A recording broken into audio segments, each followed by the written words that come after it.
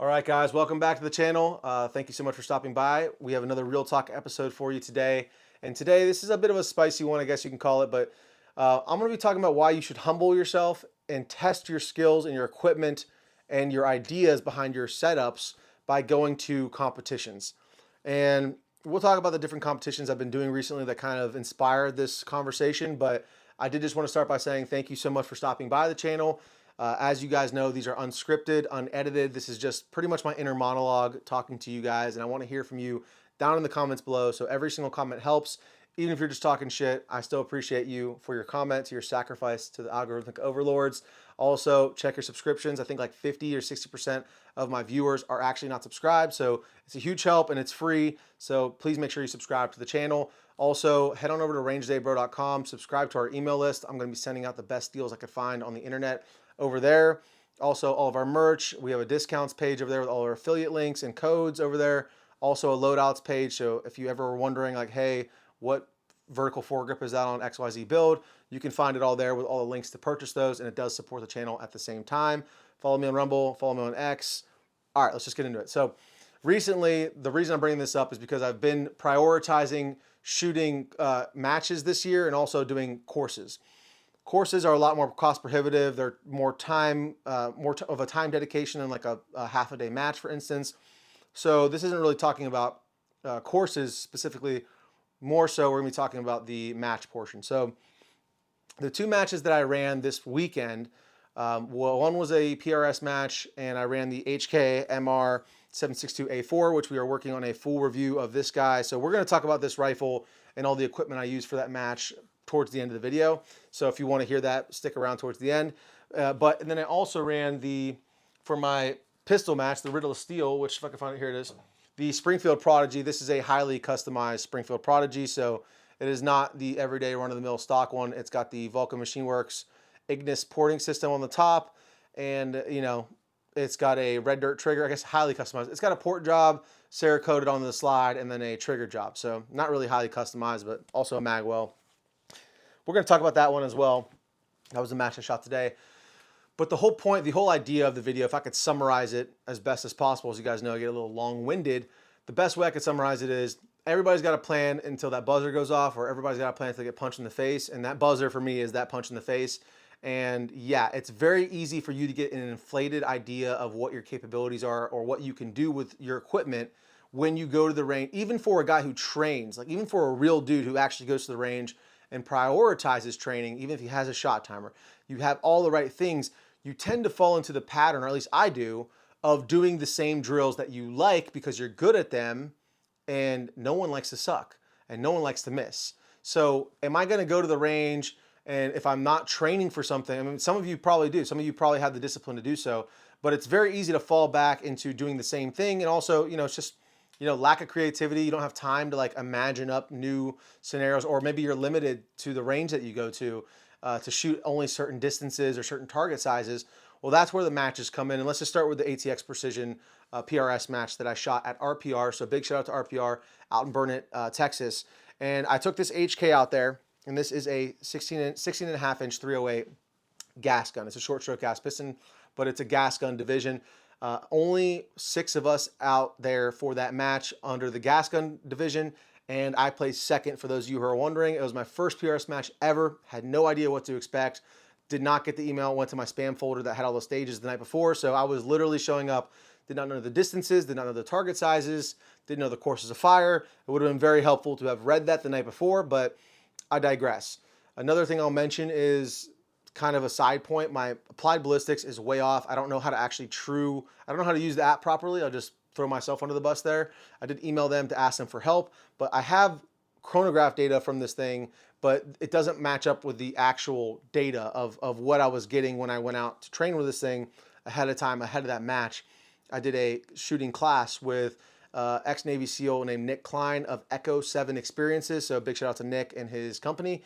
He helped me. His specialty is not long range DMR stuff, but he was nice enough to let me come out to his facility where we shot out to 700 yards and got to really dial this in and hone this in. And he glassed for me, and I really learned this. We did work on some positional work and stuff there, but getting back to the topic, as you see my ADHD in full display, I had chronograph data, but my dope was off for whatever reason. I have to figure out how to true that. So a lot of the first like 2 to 3 rounds on all these stages were me just like figuring out, and everyone was nice enough to actually help me and spot for me. That's another thing people don't tell you about competitions, is that people are super nice and willing to help you. They'll let you use their bags. They'll give you all kinds of tips and tricks. I had a guy even like punching all my ballistic data into his calculator to see if he can punch out a better number that was more accurate. But with that being said, if it wasn't for those guys helping me spot, for telling me what their wind holds were, even though they're running like super low or high ballistic coefficient calibers like the 6GT and other calibers I literally never even heard of, a lot of 6mm calibers, and like super thick bull barrel bolt guns with 4-ounce triggers, it still helped to know, okay, well, they're holding with their 6GT 0.8 mils. I need to probably hold 1.2 with a 308. So if it wasn't for everyone out there, so shout out to my squad if you're watching this. You guys were awesome. But I say all that to say, until you get yourself out of your comfort zone and you put yourself in a situation where you don't always train that way, you don't know what your capabilities are. You don't know what you don't know. Maybe people want to live, ignorantly bliss out there in the world, and that's cool. That's not me. I want to be challenged, and I want to challenge the equipment I'm reviewing so I can give you guys an honest review of said product and talk about it. Although that PRS match might not be the best, it's not a tell of the equipment, more so a tell of what I can do, really. But it is cool to put it through, see, also test the reliability and everything else, feel the recoil impulse, all that good stuff. But with that being said, I learned a lot about this gun. But the main point of the video, before we dive into all the equipment and the setups, is take yourself out of your comfort zone and allow yourself to learn and grow from new experiences. And that's what, for a relatively affordable cost versus a class. Classes are usually relatively expensive, but a match can be had for like $75 plus the ammo and obviously your time. So humble yourself, because that's what will happen if you have this grandiose idea of what you can do and then you've never shot a match before. You'll get out there and you'll learn real quick, but not in a way like, oh, I'm cocky, but just to understand, hey, what are my limitations? In that match, for instance, in the ATX Precision match, I got a hit on one stage, but didn't even count because it's supposed to be one shot on the first target, and then you move on to the second target, even if you missed the first one. Again, little piece of processing information that I missed, or I just lost in the moment after the timer went off. I missed the first target the first time, and I shot it again. I got a hit the second time, and even though it was a smaller plate, it wasn't the right target, so it doesn't count as a hit. So a lot of little small things like that add up, and it really drops you down in the ranking, but it helps you to understand what your capabilities are like when you're in an uncomfortable position at ranges that are relatively new to you, for me especially, because I didn't look at the course of fire. And then on top of that, you're adding different nuances, like, okay, after this third shot, you stand up with your bag in your hand, you do a burpee, then you get back down, and you have 1 minute and 45 seconds to complete the course of fire.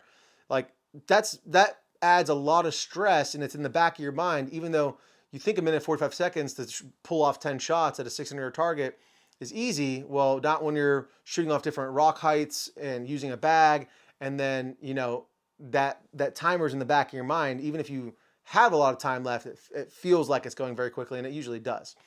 So with that being said, I think I've talked enough. I think you guys get the point, especially on the PRS side. The pistol side is the same thing, right? If you think that you are some hot shit, you can do a build drill real quick, great. I mean, I'm not claiming to be anything I'm not. I'm really not any super high level shooter, but I do shoot a lot of rounds. And so I challenged myself. I put myself in the steel challenge, and I came in like 30th this time, 29th this time, which was absolutely horrendous for me. I had a ton of malfunctions with the Prodigy, which I thought originally was ammo related. I switched from 124 grain to 115 grain, and then the issues persisted. I only had 2 stages where I had no malfunctions, and during those 2 stages, they were definitely my best stages. I placed in the top 10 in those 2 stages, but it really threw me off on the other stages when I was having those malfunctions. I completely missed targets. Like, the way the Riddle of Steel works, you have different squares on the ground that are different colors. So you have red, blue, and green. And when you're standing in red, you can only shoot the red targets. Some of them are behind barrels, so you gotta kind of lean away and lean this way to find them and see them. And so when I was having these malfunctions, again, introducing these stressors, you got time, you got people watching you, and now all of a sudden, I'm doing tap rack, tap rack, tap rack. Okay, I need to reload now because I'm over this mag. Next thing you know, I completely miss a target, move on. That's 3 mics, drops you way down in the scoring list. So again, just another example of, if I'm at my buddy's ranch and we're just shooting for fun and there's no cameras rolling, there's no pressure, and there's no stress of the timer. And, you know, I'm just shooting a build drill. Like, yeah, I can burn it down, dude. I can burn it down as quick as most, right? But once you add the added factors, then you get humbled very quickly. So I say all that to say it is a huge benefit for a relatively low barrier to entry. Like, it's like the steel challenge is like $55. So relatively cheap. I think I shot through 150 to 200 rounds during that match. So again, 9mm, especially pistol matches. There's really no excuse to not do pistol matches. They're so cheap for the round cost. Now this guy was really expensive to shoot. We shot around 160 rounds during that PRS match, or I did. And you know, at $2 a round. So it gets very expensive with the PRS stuff, and so that's why a lot of those guys reload. But for pistol stuff, there's really no excuse. Next weekend, I am doing a skirmish, which is like a mini tactical games. This will be my first one of those as well. So I'm really excited to test out this guy, which, again, my mind is open. I keep an open mind, so my thoughts are ever evolving, but this has been my most recent idea for a GPR. It's a 12.5 inch with a 1:8 and a top dot and a laser and an IR light and a can, and people will comment all day that I'm an idiot or I'm trained for the 80%. What do you have that big LPV? Okay, well, we're going to find out. We're going to find out if this is an advantage or a disadvantage in said match. I think they have targets from 0 out to 300 yards.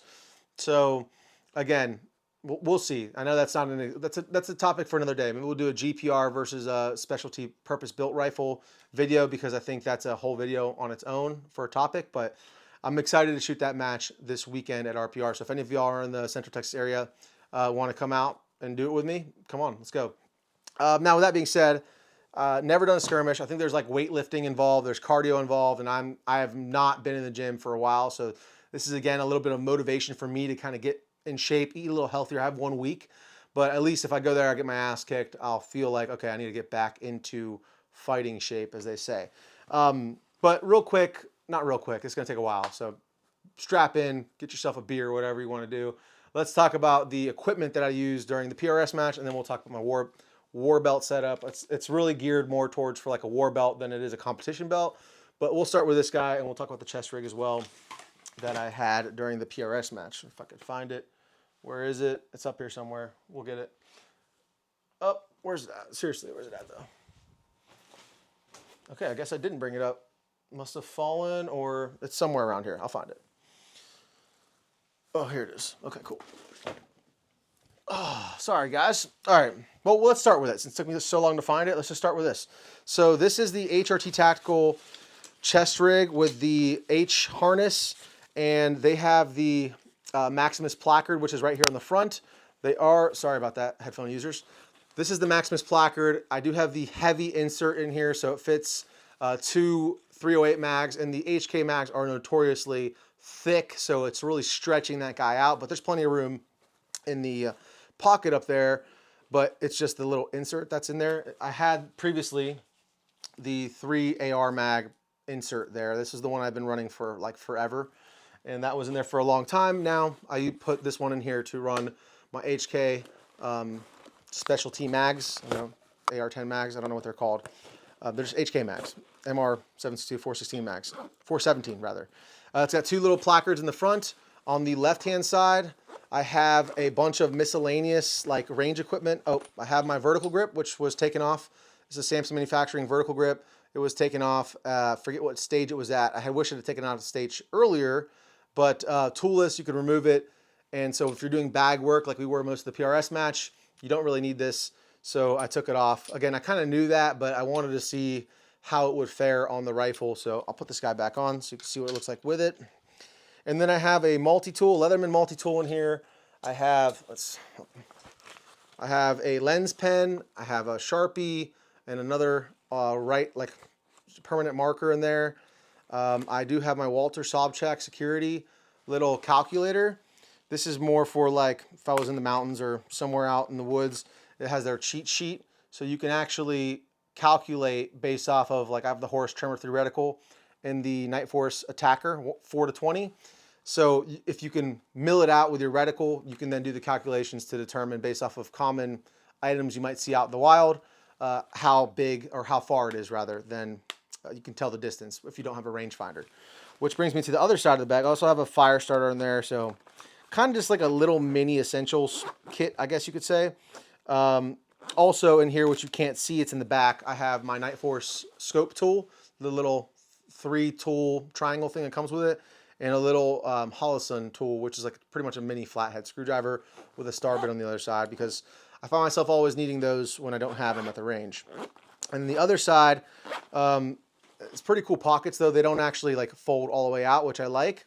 I forget what that's called, but it's kind of got these like flaps in here to prevent it from falling all the way forward. On the other side, I just have my rangefinder. I'm pretty sure that's all I have in here. Nope, sorry. The Night Force tool is on this side. There you go. And some bungee, it looks like. Some stuff I forgot about as well. That's how I'm running this guy. And obviously for all the stages where I had to go prone, I actually just took this off. So useful for when you're standing. And I wanted to train with it because, again, train how you fight. If I'm going to be out in the field, as they say, gooning with the boys, probably going to have my chest rig on. And I'm going to be exploring with different placards. The cool thing about this is just, you know, it's a standard H harness, so you can put whatever placard you want on the front. But going to explore with maybe like a split rig in the future. We'll see. I'm not trying to spend $500 on a chest rig, so I'm running what I got. And if I really needed to, in a pinch, I could just unclip the two sides of this and just flap it off to the side and prone out like that if I really needed to. Definitely not worth spending $500 in addition if you already have one. That's my opinion. And these guys, I mean, HRT is really good. I feel like they're pretty reasonably priced, but Spiritus, super proud of their stuff. They are in Brownells, so I could use my own discount code and get it. But again, I put it all in my cart and it was like $500. So I'm going to just keep running this for now. But I do want to review that because I've heard a lot of good things about it. Now, with that being said, besides that, this is the rifle. It's pretty much all I had with me. Oh, my rear bag's not being shown. It's the rifles gear, or rifle gear, rifles only, I think it's called. Rear bag, nothing crazy, but I've had it for forever. You've probably seen it in all my videos. It's great. Now, up front on this guy, we have the Huxworks Flow 762 Ti. Pretty cool. We have a LaRue bipod QD mount with a Harris bipod on here.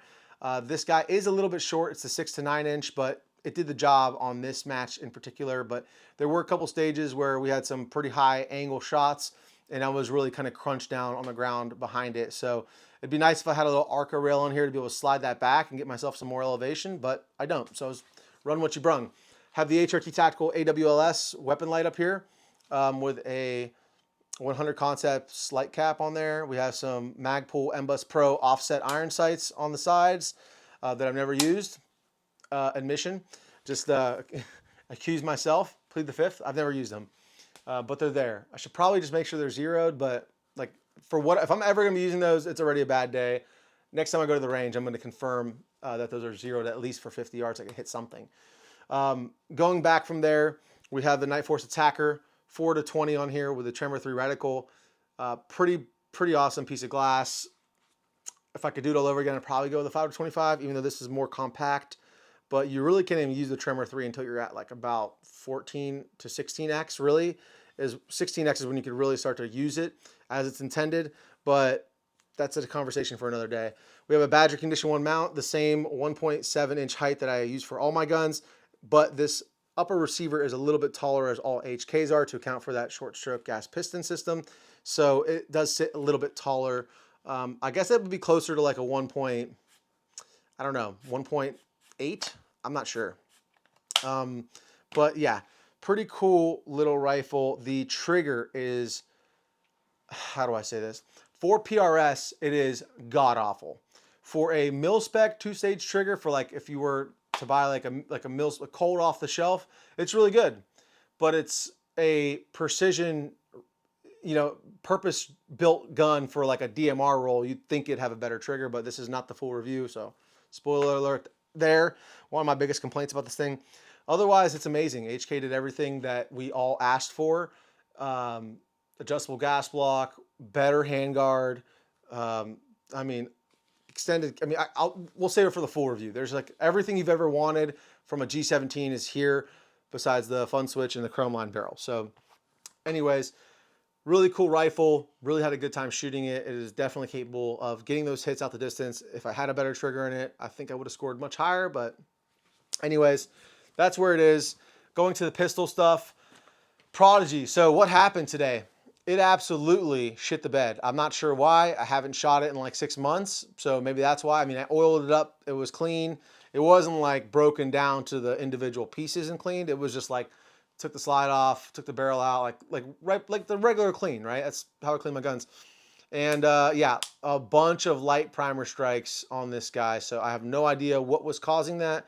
If it was just failure to go into battery completely, I'm not sure. I don't think that was it. I'm not sure. It just really let me down, and it really screwed me over, to be quite honest, as far as my times go. And I was really looking forward to burning it down and placing the top 5 in this match. And so, yeah, a bunch of malfunctions completely threw me off my game. And so I might send it to a gunsmith. I might just take it to the range and mess with it myself. I mean, I've had 2,500 rounds through this gun, and I know it has some aftermarket customizations to it, but in that 2,500 rounds, I really didn't have that many malfunctions. And the malfunctions I had were failure to go into battery. It was when it would just get really dirty and it would just kind of get stuck a little bit like right like there. It would just fail to go all the way in. But that's not what was happening this time. So I have no idea what exactly is causing this. I'm not a gunsmith. I'm not by any means an expert on 2011. So I'm going to have to give this to somebody to look at and tell me what's wrong with it. And yeah, put some more time on it before I ever shoot it in a match again, because I kind of wasted my money today in that match, in my opinion. I just didn't really have a chance. I mean, it was good tap rack training. It was good training for like dud ammo or malfunctions, that's for sure. But that's not what I was going to that match today for. But I ran it the whole way through. I had guys offering, again, how cool guys are at matches. I had guys offering to give me their guns, like they had backup guns. Like, hey, you want to run my gun? Run my gun, dude. You know, it's like, I almost did at one point. I actually almost took this guy's gun, and it was a custom built 2011. Actually, the guy actually himself built it. He doesn't do it professionally. He just does it for fun. And I thought it was pretty cool. But I was like, nah, I'm gonna run this guy to the end. I'm gonna run what I brung and see how it does. In the last 2 stages, it had 0 malfunctions, so great, but did not change the fact that I have extreme doubt in this pistol now. And again, I know it's a Prodigy. I know people will be like, well, what did you expect? Dude, I had good luck with this thing up until this point. And by good luck, I mean, I know with the 2011, I'm not carrying this for my personal protection every single day, but it was my competition gun. And it was, again, mostly reliable. My last few competitions I shot with this, 0 malfunctions. And most range trips, 0 malfunctions. I think I've had like 4 malfunctions total. Maybe 4 after the first 1,000 rounds. I can't remember exactly, but it's not a ton. And it was all the same failure to go in the battery. We spent enough time talking about it. It's dead to me. So let's talk about the belt setup. And this guy right here is a blue alpha gear. I always get those two confused. Blue alpha gear inner outer belt. I've had this for probably 3 years now, maybe 4. Actually, I've had this for 4 years. I had it before I started the channel. And yeah, pretty great belt. Bought it back in the day off of Warrior Poet Society's recommendation. And I'm running the HRT Tactical mag pouches, which I really like these mag pouches because they remain indexed. So they're not like super hard, but they remain with like a little mag well in the top almost for when, get my face out of there. So you can re-index these very easily, put them back in, they slide back in. They have great retention. Although when you get them further and further back on the belt, these rifle mags back here, I have had one of these flop out when I was sprinting. So you get that booty bouncing and these mags start bouncing, and then one saw its way out and saw the door. Luckily, I was filming, saw it on camera, went back and grabbed the mag. But besides that, really love these mag pouches. Been running them for a long time, and they're super lightweight. That's the biggest, it's the biggest advantage of these. They're very, very lightweight. They're obviously not going to be, there's no retention over the top of them. There's no adjustable retention. So it is kind of what it is as far as retention goes and retaining these, but super lightweight, really well made. I'm a big fan of these as well. We do have a code with those guys. You can find it over on the discounts page on rangedaybro.com. So yeah, going back from there, we have a blue, I think this is a blue Force Gear, blue Alpha Gear dump pouch. We have their med kit, even though we have the HRT Tactical med kit coming in soon. Just an IFAK, personal, level 4, whatever. It's got all the stuff that I barely know how to use. And then we have the Amazon Special Forward Control Designs little drop leg thing. I believe that's, no, True North Concepts. That's it. So got it off Amazon just to see if I would like it first, and then was going to decide if I liked it, I was going to buy a real one. But this one hasn't broken yet, so I'm still running it. As far as a holster goes, I wanted to give a big shout out to Concealed Development. This dude made this holster and sent it out to the channel for review. So full disclosure, this was sent to me. But really good quality holster. The only thing I had to do to it, which can't even really complain because it's just really an SRO problem, is that I had to Dremel out the front of this guy to get the SRO to fit in here properly and clear space for the SRO because it has that little hangover there. So if I was running an RMR, it would be a non-issue. So that is really a more of a SRO issue than it is a concealed development issue. But huge fan of this holster. It's been my current outside the waistband holster. The only thing I would really consider changing this out for is a Tier 1 concealed MSP, Modern Samurai Project, because then you could just have one holster for every gun because it indexes on the light. I wonder if this guy does that. I'll have to message him and see if he does something like that, because that would be a huge game changer for me, because all the reviews I do, I want to be able to just use one holster and have the same holster every single time and just swap the light from gun to gun. So yeah, really love this holster. It's great. Open top, no, no level 1 or level, it's level 1, I guess. I don't know, level, there's no, it's just straight pull, straight retention. So there's no locking mechanism. There's no security. It's not like a level 1 or level, again, say level 1, I don't know. Level 2, level 3. I have a level 2 Safariland. I don't know if level 1 is just open or if level 1 is a different locking mechanism. So forgive me for that. I'm not a cop, so I don't know what that is. But that's pretty much it, guys. Run dry chalk. I did just want to shout out another company real quick because I do love these holsters. Just throwing shit on the ground. This is a TXC holster company, and this is their Covert. We're going to do a full review on this because I do think it deserves a full review, but I'll just mention really quickly.